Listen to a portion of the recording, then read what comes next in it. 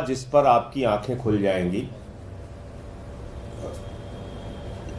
एक ऐसा गंभीर मुद्दा कि किस तरह से देश की जांच एजेंसियां राजनीतिक हथियार बन रही हैं, किस तरह से देश की जांच एजेंसियां देश की सुप्रीम कोर्ट को गुमराह कर रही हैं। किसी और अदालत की बात मैं नहीं कर रहा हूं, देश के सर्वोच्च न्यायालय को, सुप्रीम कोर्ट को देश की जांच एजेंसियां गुमराह कर रही हैं। केंद्र सरकार की प्राइम इन्वेस्टिगेटिंग एजेंसी जिसको कहते हैं वो गुमराह कर रही हैं। ये मैं पूरे प्रमाण के साथ आज आपको बताने जा रहा हूं। आप लोगों को याद होगा जब माननीय सर्वोच्च न्यायालय में मनीष सिसोदिया जी के जमानत की सुनवाई हो रही थी, तो उस समय ईडी ने माननीय सर्वोच्च न्यायालय के सामने कहा, सर्वोच्च न्यायालय ने पूछा भाई इतने लंबे समय से 2 साल से आप जांच कर रहे हैं, 1.5 साल हो गया आपको जांच, तब 1.5 साल हुआ था, 1.5 साल हो गया आप जांच कर रहे हैं और आपकी जांच पे जांच चलती रहेगी। किसी आदमी को आप कब तक जेल में रख सकते हैं? यह अंतहीन जांच नहीं हो सकती। तो ईडी ने माननीय सर्वोच्च न्यायालय के सामने कहा, जांच पूरी होना तो दूर हुजूर, 6 से 8 महीने में हम ट्रायल खत्म कर देंगे।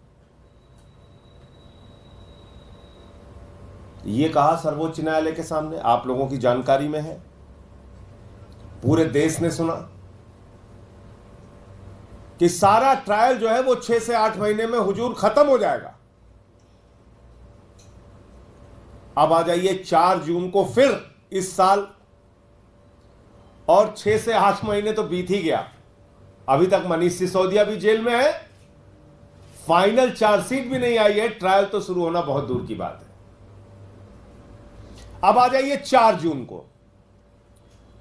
4 जून को सुप्रीम कोर्ट में सुनवाई होती है इस साल, इसी महीने। अब 4 जून को सीबीआई ने माननीय सर्वोच्च न्यायालय के सामने कहा, किसी और अदालत के सामने नहीं, देश की सबसे बड़ी अदालत माननीय सर्वोच्च न्यायालय सुप्रीम कोर्ट के सामने कहा, जब सुप्रीम कोर्ट ने कहा भाई कब तक आप जांच चलाएंगे, 2 साल हो गया, 2 साल हो गया, कब तक आपकी जांच चलती रहेगी? बोले सर साहब एकदम जांच पूरी हो गई, सब कुछ तैयार है साहब, बस 2 से 3 हफ्ते के अंदर हम फाइनल चार्जशीट दाखिल कर देंगे, अब हमको कोई जांच नहीं करनी। सुना होगा आप लोगों ने, यह भी आप लोगों की जानकारी में है। माने सीबीआई सुप्रीम कोर्ट को गुमराह कर रही है। इसका मतलब सीबीआई अपनी जांच पूरी कर चुकी थी, इसका मतलब सीबीआई को आगे जांच नहीं करनी थी, इसका मतलब सीबीआई को कोई और गिरफ्तारी नहीं करनी थी। लेकिन सीबीआई वालों को, बेचारों को क्या पता कि उनको अभी क्या क्या करना पड़ेगा। उसी बीच एक ऐतिहासिक फैसला ट्रायल कोर्ट का, ईडी कोर्ट का अरविंद केजरीवाल के मामले में आता है, और वो फैसला यह कहता है ईडी के पास कोई सबूत नहीं है अरविंद केजरीवाल के खिलाफ। ईडी दुर्भावना से काम कर रही है अरविंद केजरीवाल के खिलाफ। ईडी के पास कोई मनी ट्रेल नहीं है, कोई सबूत नहीं है, एक पैसे की बरामदगी नहीं है, और इसलिए अरविंद केजरीवाल निर्दोष हैं। ये ईडी कोर्ट ने, ट्रायल कोर्ट ने, माननीय न्याय बिंदु जी की जज की कोर्ट ने ये फैसला दिया, और उसी बीच ईडी के लोग गैर संवैधानिक तरीके से, गैर कानूनी तरीके से, बगैर आदेश की कॉपी लिए हाई कोर्ट पहुंच जाते हैं और उस जमानत पर स्टे ले लेते हैं। अब केंद्र सरकार को लगा कि अरे ये तो केजरीवाल बाहर निकल जाएंगे, जिस सीबीआई ने कहा जांच पूरी हो गई है, 2 से 3 हफ्ते में फाइनल चार्जशीट दाखिल हो जाएगी, उसको केंद्र सरकार ने कहा, बीजेपी की सरकार ने कहा, मोदी की सरकार ने कहा, जाओ तुरंत अरविंद केजरीवाल पे नया मुकदमा लिखो और उनको गिरफ्तार करो। जांच एजेंसियों का कितना खुला दुरुपयोग हो रहा है, इससे बड़ा कोई उदाहरण नहीं मिल सकता। तुरंत पहुंच गई सीबीआई जेल, 3 घंटे तक वहां पूछताछ किया, दूसरे दिन कोर्ट में हाजिर करा लिया, फिर उनकी गिरफ्तारी कर ली, फिर उनकी 3 दिन पुलिस रिमांड ले ली सीबीआई ने, और 3 दिन के बाद आके कह दिया साहब अब जांच नहीं करनी, इनको जुडिशियल कस्टडी में भेज दीजिए। आपने मजाक बना रखा है न्यायालयों का, मजाक बना रखा है कानून व्यवस्था का, मजाक बना रखा है इस देश के संविधान का।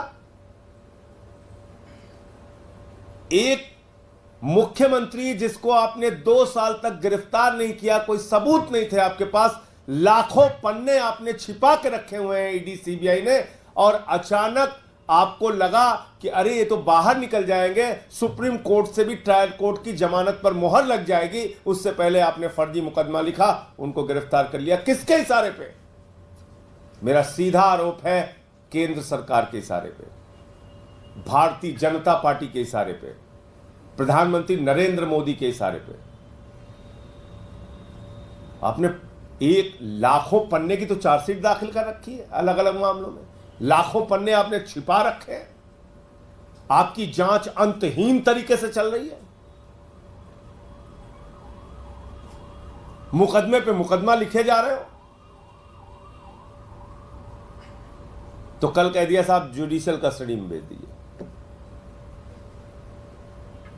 तो 2 बातें साफ हो गई। नंबर 1, मनीष सिसोदिया के मामले में कोई सबूत नहीं है ईडी और सीबीआई के पास, सिर्फ उनकी जमानत को रोकने के लिए भारत के सर्वोच्च न्यायालय में खुलेआम ईडी और सीबीआई के द्वारा झूठ बोला गया। यह माननीय सर्वोच्च न्यायालय की अवमानना है, यह माननीय सुप्रीम कोर्ट का कंटेम्प्ट है, और मैं माननीय सर्वोच्च न्यायालय से भी अनुरोध करूंगा कि अपने इस अवमानना पर कार्रवाई करने की कृपा करें। आप इसके ओर भी ध्यान दें।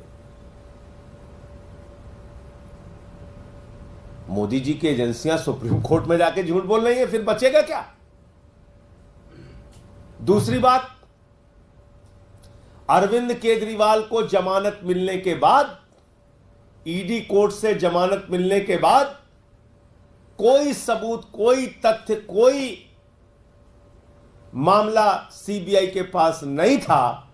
बावजूद इसके राजनीतिक द्वेष और दुर्भावना के कारण अरविंद केजरीवाल को सीबीआई ने गिरफ्तार कर लिया और उनको पहले पुलिस रिमांड में लिया, 3 दिन की पुलिस रिमांड के बाद जुडिशियल कस्टडी में ले लिया, भेज दिया। इसलिए भेजा कि अब अगर ट्रायल कोर्ट की जमानत पर सुप्रीम कोर्ट की मोहर लगती है तो कम से कम सीबीआई के एक मामले में फिर से जमानत करानी पड़े अरविंद केजरीवाल को। प्रधानमंत्री जी, पूरा देश देख रहा है आप क्या कर रहे हैं, किस दुर्भावना के कारण आप काम कर रहे हैं, ये पूरा देश देख रहा है। और आपके इन्हीं कार्रवाइयों के खिलाफ कल इंडिया गठबंधन के जो दल हैं, कांग्रेस समेत तमाम राजनीतिक दल, जब खड़गे साहब के घर पे मीटिंग हुई थी जिसमें राहुल गांधी जी भी मौजूद थे, सबने एक स्वर में तय किया था कि कल 10:30 बजे देश की संसद की परिसर में इंडिया गठबंधन के दल देश भर में ईडी सीबीआई के दुरुपयोग के खिलाफ आंदोलन करेंगे, प्रदर्शन करेंगे, जांच एजेंसियों के दुरुपयोग के खिलाफ प्रदर्शन करेंगे। अरविंद केजरीवाल और जो दूसरे नेताओं की, बंगाल में 3 नेताओं की गिरफ्तारी हुई है, हेमंत सोरेन 5 महीने तक जेल में रखे गए, संजय रावत, अनिल देशमुख, तमाम नेताओं को पकड़ के जेल में डाला गया। सीबीआई का इस्तेमाल, ईडी का इस्तेमाल राहुल गांधी सोनिया गांधी पर भी किया गया। ईडी सीबीआई का इस्तेमाल अखिलेश यादव के खिलाफ भी किया गया, तेजस्वी यादव के खिलाफ बिहार में भी किया गया, शरद पवार के खिलाफ किया गया, उद्धव ठाकरे जी की पार्टी के खिलाफ किया गया। शरद पवार जी के खिलाफ तो लगातार छापे वहां पे चल रहे हैं। तो पूरे तेजस्वी यादव जी के पूरे परिवार पे ईडी सीबीआई की कार्रवाई लगातार चल रही है। ममता बनर्जी जी के भतीजे पे कार्रवाई, उनके मंत्रियों पे कार्रवाई, उनके 3 मंत्रियों को जेल में रखा गया और इसके पीछे कोई कारण नहीं, जांच की मंशा नहीं है, जांच के नाम पर जेल में रखने की मंशा है। तो इन सारे विषयों को लेकर कल संसद परिसर में 10:30 बजे इंडिया गठबंधन की ओर से विरोध प्रदर्शन भी होगा और जांच एजेंसियों का दुरुपयोग इस समय एक बड़ा मामला है। तमिलनाडु में भी हमने देखा किस तरह से वहां डीएमके पार्टी के खिलाफ दुरुपयोग हो रहा है। वहां तो एक किसान के खाते में 400 रुपए था, उसको ईडी गिरफ्तार कर लेती। 400 रुपए, क्योंकि एक बीजेपी नेता ने उसके खिलाफ एप्लीकेशन दी। तो जिस ईडी का मकसद आतंकवादी पैसों की जांच के लिए हुआ था, हवाला की जांच के लिए हुआ था, उस ईडी का इस्तेमाल आप कर रहे हैं। 400 रुपए जिस किसान के खाते में है, उसका राजनीतिक मकसद के कारण उसकी गिरफ्तारी और उसके कार्रवाई के खिलाफ, उसके कार्रवाई के लिए। तो मुझे इतनी बात कहनी थी। आपका कोई प्रश्न हो तो आप पूछ सकते हैं। 17 साल बाद इंडिया वर्ल्ड कप जीती है T20 में। देखिए, ये हम सब के लिए और एक एक भारतीय के लिए बहुत गर्व की बात है। हिंदुस्तान की टीम 17 साल के बाद विदेशी धरती पर जाकर विश्व विजेता बनी है। मैं रोहित शर्मा जी को, पूरी इंडिया टीम को हृदय की गहराइयों से बधाई देना चाहता हूं, शुभकामनाएं देना चाहता हूं। आम आदमी पार्टी के एक एक कार्यकर्ता की ओर से, देश के करोड़ों लोगों की ओर से। और बहुत अच्छा है, इंडिया जीते, इंडिया को जीतना ही चाहिए, इंडिया जीतता ही रहेगा। इंडिया जीत रहा है, राजनीति का खेल हो चाहे क्रिकेट का खेल हो। सर, एक और सवाल है सर, आप कह रहे हैं कांग्रेस भी हिस्सा लेगी, लेकिन जो दिल्ली यूनिट है कांग्रेस की, वो कहती है कि जनता को राम भरोसे छोड़कर सरकार जो है वो अरविंद केजरीवाल की रिहाई में लगी हुई है। तो ये कॉन्ट्रडिक्शन को किस तरह से देखते हैं सर? देखिए, ऐसा है कि जो मैंने आपको वो जानकारी दी जो इंडिया गठबंधन की मीटिंग में खड़गे साहब के यहाँ तय हुआ था। तो अगर अपने राष्ट्रीय नेतृत्व के विपरीत कोई राय अगर उनकी राज्य इकाई रख रही है तो इस पर जवाब उनके राष्ट्रीय नेतृत्व के लोग देंगे, मैं क्यों बोलूँगा। अगर राहुल गांधी जी की राय के खिलाफ, खड़गे जी की राय के खिलाफ किसी राज्य इकाई की राय है, वो चाहे दिल्ली की हो या किसी राज्य इकाई की हो, कोई फैसला अगर सामूहिक रूप से इंडिया गठबंधन की बैठक में लिया गया है तो उसके विपरीत जाकर राज्य इकाई दिल्ली की क्या कह रही है, इस पे उनके राष्ट्रीय नेतृत्व को जवाब देना चाहिए। संजय जी, पानी भरने का जो बार-बार मामला है वो सामने आता है। दिल्ली में भी इस तरीके की स्थिति हो जाती है, कल भी इस तरीके से देखा गया थोड़ी बारिश के बाद। देखिए, दिल्ली में जहां जहां जल भरा हो रहा है वहां हम कार्रवाई भी कर रहे हैं बहुत तेजी के साथ, और आपने देखा होगा स्थितियां काफी बेहतर हुई हैं। और ब्लेम गेम में पड़ेंगे तो आपको मुझे बताना पड़ेगा कि एनडीएमसी का एरिया शांति पथ, वहां पे नाव चल सकती थी, इतना पानी भर गया। आपको मुझे बताना पड़ेगा कि राम गोपाल यादव जी जो समाजवादी पार्टी के राष्ट्रीय महासचिव हैं, वो अपने सहयोगियों के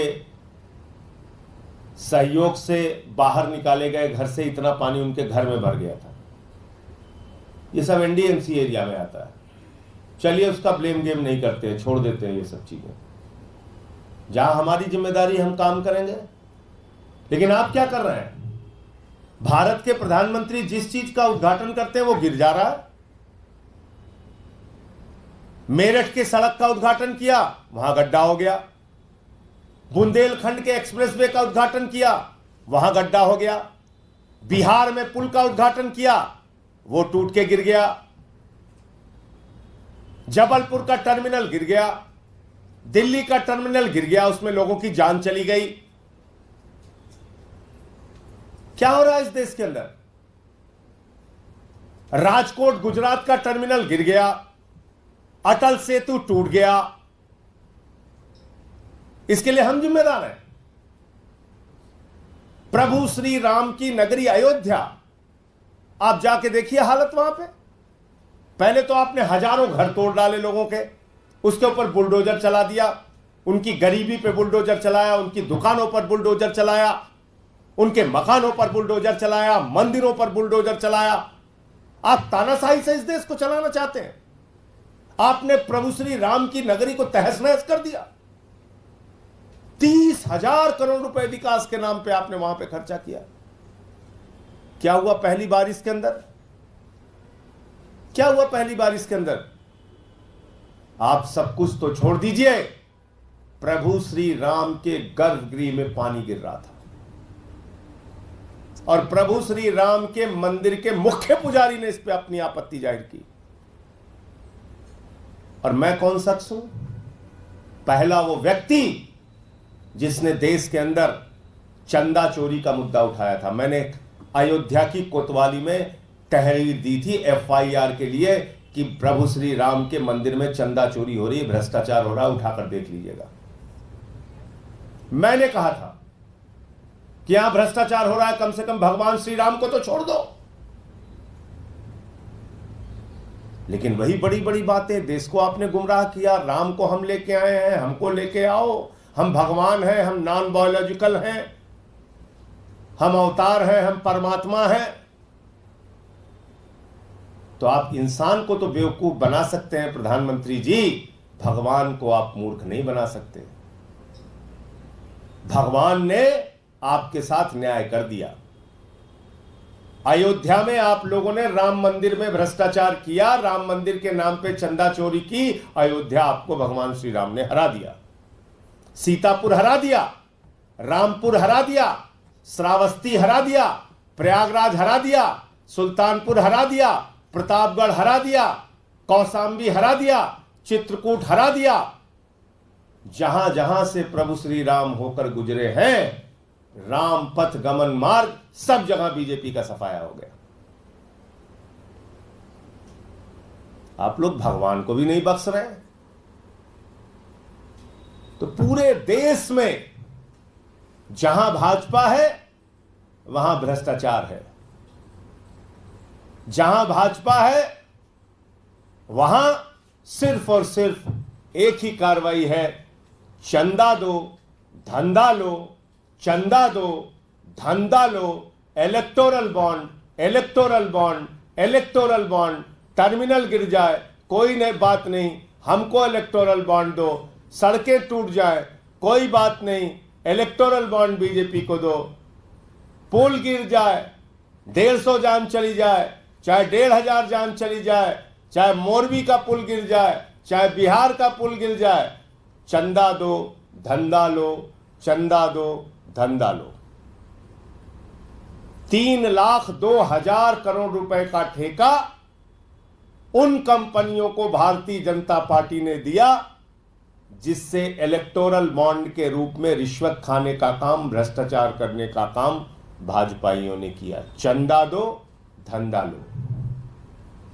ये इसी स्कीम के तहत चारों तरफ ठेके दिए गए और पहली बारिश में ही पुल धड़ाम, टर्मिनल धड़ाम, सड़क धड़ाम, एक्सप्रेसवे धड़ाम, सब धड़ाम धड़ाम धड़ाम। अब अंतिम में 1 मिनट 23 सेकंड आपका लूंगा, उसके बाद मैं अपनी बात बंद करूंगा। बहुत अच्छा विषय आपने दिल्ली के पानी का उठाया। मैं आपको दिखा रहा हूं, ये 30,000 करोड़ का भ्रष्टाचार देखिए। आपको बता दें कि अयोध्या की दुर्गति अभी प्री मानसून की बारिश ने की है। जबकि मानसून को आना भी बाकी है। जी हाँ, उत्तर प्रदेश में 26 से 29 जून के बीच मानसून दस्तक दे सकता है। सोचिए जब मूसलाधार बारिश होगी तो रामनगरी के वर्ल्ड क्लास सिटी वाले दावे का क्या होगा। अब आपको दिखाते हैं अयोध्या में किस प्रोजेक्ट पर कितने पैसे खर्च किए गए। एयरपोर्ट पर 1450 करोड़ रुपए खर्च हुए, रेलवे स्टेशन पर 724 करोड़ रुपए, अयोध्या रिंग रोड पर 4793 करोड़ रुपए, 14 कोसी परिक्रमा मार्ग पर 1140 करोड़ रुपए, पंचकोसी परिक्रमा मार्ग पर 773। डिस्टर्ब मत करो भैया, पूरा चल।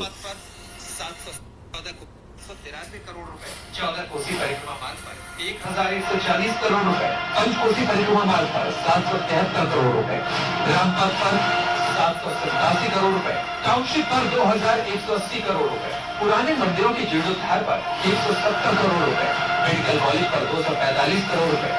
अब सवाल ये है कि अयोध्या में भव्य और दिव्य राम मंदिर को बनाने के लिए देश के जाने माने और वर्ल्ड क्लास इंजीनियरों से राय ली गई, तो क्या अयोध्या नगरी के विकास को सिर्फ जेबें भरने वाले ठेकेदारों के जिम्मे छोड़ दिया गया।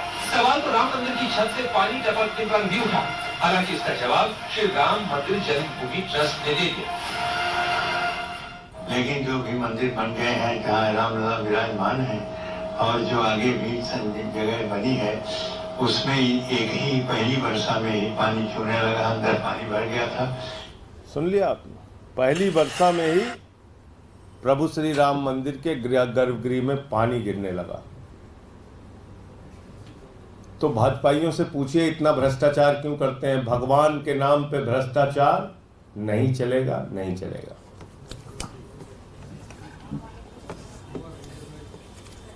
बड़े गंभीर मुद्दे पर है, एक ऐसा गंभीर मुद्दा जिस पर आपकी आंखें खुल जाएंगी, एक ऐसा गंभीर मुद्दा कि किस तरह से देश की जांच एजेंसियां राजनीतिक हथियार बन रही हैं, किस तरह से देश की जांच एजेंसियां देश की सुप्रीम कोर्ट को गुमराह कर रही हैं। किसी और अदालत की बात मैं नहीं कर रहा हूं, देश के सर्वोच्च न्यायालय को, सुप्रीम कोर्ट को देश की जांच